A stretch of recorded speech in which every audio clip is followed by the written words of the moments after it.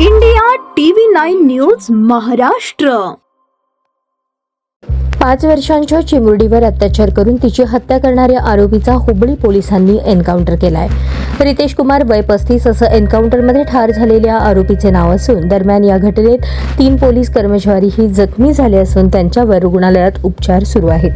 पोलिसांनी दिलेल्या माहितीनुसार पीडित चिमुरडीची आई हुबळी परिसरात घरकाम करायची। रविवारी पीडित चिमुरडी ही आईसोबत गेली होती। दरम्यान आरोपी रितेश कुमार याने तिचे अपहरण करून तिच्यावर अत्याचार केला। एवढेच नव्हे तर त्याने पीडितेची गळा दाबून हत्या केली आणि पसार झाला।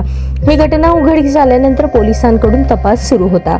दरम्यान सीसीटीव्ही फुटेज आणि स्थानिकांनी दिलेल्या माहितीच्या आधारे पोलिसांनी रितेश कुमार याला ताब्यात घेतले।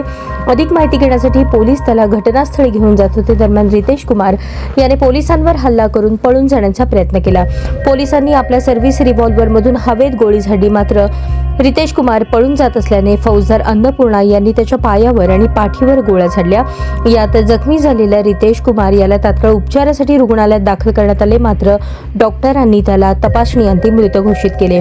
दरम्यान गेल्या अनेक महिन्यांपासून देशात धक्कादायक घटना सातत्याने समोर येत आहेत। महिला सुरक्षिततेचा प्रश्न ऐरणीवर आला असून छेडछाड आणि अत्याचारासारख्या भयंकर घटना सातत्याने समोर येत आहेत। अशातच चिमुरडीवर अत्याचार करून तिची हत्या करणाऱ्या आरोपीचा पोलिसांनी एन्काउंटर केल्याने नागरिकांकडून कौतुक होत आहे।